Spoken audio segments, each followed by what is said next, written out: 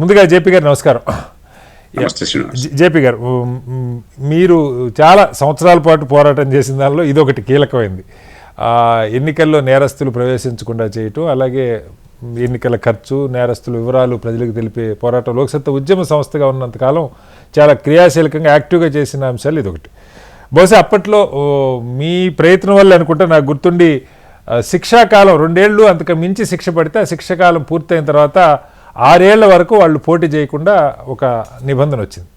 అయితే వాళ్ళు సుప్రీంకోర్టు అసలు 6 ఏళ్ల తర్వాత అయినా కూడా వాళ్ళు ఎందుకు రావాల్సి వస్తున్నది, ఎందుకు జీవితకాల నిషేధం విధించకూడదని ఒక అంశం లేవనెత్తింది. సరే, రెండో అంశం మనం ఎందుకు శిక్షలు వేగంగా పట్టలేదనేది మనం సెకండ్ రౌండ్లో మాట్లాడదాం సార్. దీని గురించి అసలు అప్పుడు ఏం జరిగింది, ఏ రకంగా ఆ చట్టం వచ్చింది, జీవితకాల నిషేధానికి సంబంధించి అప్పుడు ఏమన్నా చర్చలు జరిగినాయా, ఏం చెప్తారు? శ్రీనివాస్ గారు, 1999 ఎన్నికలప్పుడు దేశంలో మొట్టమొదటిసారిగా ఎన్నికల్లో పోటీ చేస్తున్న ప్రధాన అభ్యర్థుల నేర చరిత్రని లోక్సత్తా బయటపెట్టింది. ఒక ప్రజా ఉద్యమంలాగా కొన్ని వేల మంది నుంచి, ప్రజల నుంచి సమాచారాన్ని సేకరించి, పత్రికల నుంచి సేకరించి, కొన్ని నిర్దిష్టమైన ప్రమాణాలు పెట్టి జస్టిస్ లక్ష్మణరావు గారి అధ్యక్షతన కమిటీని ఏర్పాటు చేసి దాని ప్రకారం చాలా ప్రామాణికంగా చేశాం. దాని నుంచే తర్వాత మిత్రులు ఏడీఆర్ నుంచి కోర్టుకు వెళ్ళడం, కోర్టు ఏమో ఆదేశాలు ఇవ్వటం, దాని మీద మళ్ళీ లోక్సత్తా ఉద్యమాన్ని దేశంలో నడిపించడం, మహామహులు కలపటం, ఆర్డినెన్స్ తిప్పంపించడం, ఇవన్నీ జరిగినాయి. ఆ సుప్రీంకోర్టు తీర్పులో కూడా విధిగా ఇవ్వకపోతే డిస్క్వాలిఫికేషన్, అంటే వాడి నామినేషన్ రద్దు చేయాలని లేదు. అది చేయకపోతే ఉపయోగం. అందుకని మళ్ళీ ఎన్నికల సంఘం ముందు నేనే స్వయంగా వాదించి వాళ్ళతో ఒప్పించి ఆదేశాన్ని తెప్పించాం. కానీ ఆనాడు మనం ఆశించింది ఏమిటంటే దానివల్ల నేర చరిత్రల ప్రమేయం తగ్గుతుందని. నిజాయితీగా మాట్లాడుకుందాం. మనం 20 ఏళ్ళు జీవితకాలం శిక్ష తర్వాత వస్తుంది, దానికి వస్తాం. ఇప్పుడు మన బ్రిజ్భూషణ్ సింగ్ రెల్లర్స్ ఫెడరేషన్ లో ఉన్నాడు, దాని మీద కొన్ని ఆరోపణలు వచ్చింది. ఎలాంటివి అంటే వివరాలకు మనం అడగలేదు. ఆయన ఒకసారి మీరు ఆ చరిత్ర చూడండి, 3 వేరు నియోజకవర్గాల్లో పార్లమెంట్ సభ్యుడిగా ఎన్నికాడు. ఒక చోట కాదు, 3 సార్లు వేరు నియోజకవర్గాలు. ఒకటి కైసర్గంజ్, రెండోది బలరాంపూర్, మూడోది గోండా. బహుశా దేశ చరిత్రలో 3 వేరు నియోజకవర్గాల నుంచి ఎంపీలుగా ఎన్నికైన వాళ్ళు లోక్సభకి బహు కొద్ది మంది ఉండొచ్చు, లేకపోవచ్చు అసలు తప్ప.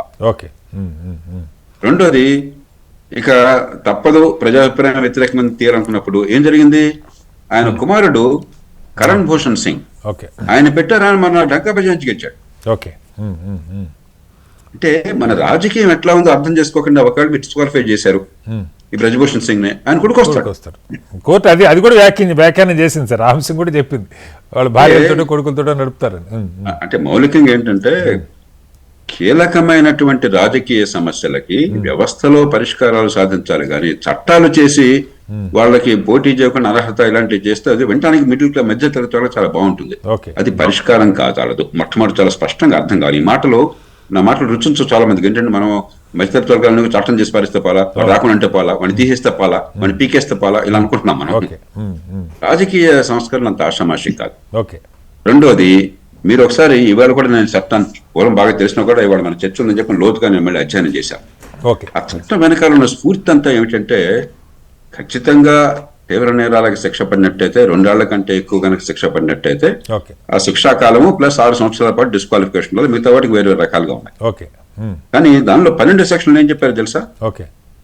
ఏ అనర్హత అయినా సరే ఎన్నికల సంఘానికి అప్లికేషన్ పెట్టుకుంటే వాళ్ళు స్పష్టమైన కారణాలని ప్రకటించి ఆ అనర్హతని రద్దు చేయవచ్చు. అంటే ఏమిటి దీనివల్ల ఉద్దేశం? ఎన్నికల్లో అనర్హులుగా పోటీ చేయడం, అనర్హులుగా నిర్ణయించడం ప్రజాస్వామ్యంలో సరైన పద్ధతి కాదు. అది అరుదైన సందర్భాల్లో ఆపద్ధర్మాంగత 10 కాదు పరిష్కారం ప్రజాస్వామ్యంలో. చివరికి ప్రజలు తేల్చారు. తర్వాత కొన్ని సందర్భాల్లో సాంకేతిక కారణాలు, ఉదాహరణకి రాహుల్ గాంధీ గారి మీద నా దృష్టిలో అది సాంకేతికమైన అంశం. ఆ కేసు మీద శిక్ష పడ్డ దాఖలాల్లో ఆయనకి తప్ప 2 ఏళ్ల శిక్ష ఎవరికి పడలేదు. 2 ఏళ్ళు అనగానే డిస్క్వాలిఫికేషన్ వర్తించింది. రాహుల్ గాంధీ గారు మంచివాడా కాదా, కాంగ్రెస్ పార్టీ అయితే మీకు నాకు అది అనవసరం. కానీ ఆ కారణాలుగా పెద్ద నాయకుల మీద అనర్హులుగా చేస్తే ప్రజాస్వామ్యం పలచన పడుతుంది. అంచేత అనర్హత అనేది ఒక అస్త్రంగా అరుదుగా ప్రయోగించాలి తప్ప అది మౌలికమైన పద్ధతి ద్వారా మనం దేశంలో ప్రజాస్వామ్యాన్ని మార్చగలం అనుకోవటం చాలా పొరపాటు ఆలోచన. చట్టబద్ధ దానికి తర్వాత విషయాలకు వెళ్దాం. అసలు ఎందుకు ఏంటిలా జరుగుతుంది రాజకీయంలో వాళ్ళు ఇంకా బ్రిజ్భూషణ్ సంగతి చూస్తే మీరు ఎందుకు ఆయన్ని పెట్టాల్సి వచ్చింది, ఆయన కొడుకుని పెట్టాల్సి వచ్చింది, ఇంకోటి గెలవడు అక్కడ. మీరు ఆ పరిస్థితులను మార్చకుండా ఎన్నికల సంస్కరణలు రాజకీయ సంస్కరణలు కాకుండా ఏదో డిస్క్వాలిఫికేషన్ చేస్తామని చెప్పంటే పాకిస్తాన్ లాంటి దేశాల్లో ప్రజాస్వామ్యం అంతరించిన కారణం డిస్క్వాలిఫికేషన్లే. అక్కడ చక్కటి వంకలు పెట్టారు, అవినీతి పరుడు అని కొన్ని వేల మంది తీసిపారేశారు. ఇమ్రాన్ ఖాన్ డిస్క్వాలిఫై చేశారు, దేశం ఏమైంది? కాబట్టి డిస్క్వాలిఫికేషన్లు అనేవి చాలా ప్రమాదకరమైనవి. అతి అరుదైన సందర్భాల్లో ఖచ్చితంగా అవసరమైతే చేయాలి తప్ప సుప్రీంకోర్టు కూడా ఘీంకరించి ఏదో సామాన్య మానవుల్లాగా ఆవేశం వచ్చింది కాబట్టి మనం ప్రకటిస్తే అది పరిష్కారం అనుకుంటే చాలా పొరపాటు అవుతుంది, ప్రమాదాన్ని దారితీస్తుంది.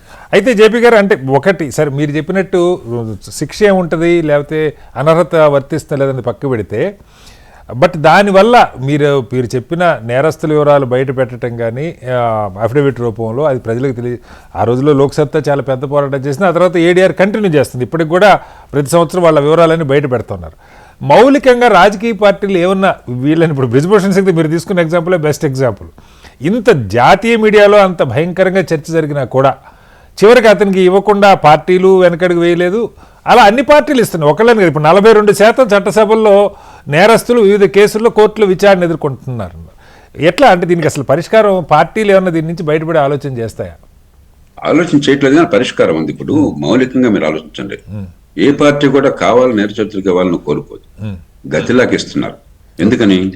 నేరచరిత్రకి 3 లక్షణాలు ఉన్నాయి ఎన్నికల్లో పోటీ చేసిన నేరచరిత్రకు. ఒకటి, నేరచరిత్రుడిగా ఆయనకు ఒక ముఠా ఉండి బలమైన యంత్రాంగం ఆయన చేతుల్లో ఉంది. రాజకీయంలో మీ వెనకాల యంత్రాంగం అంటే మీకు పనిచేయడం సులువవుతుంది.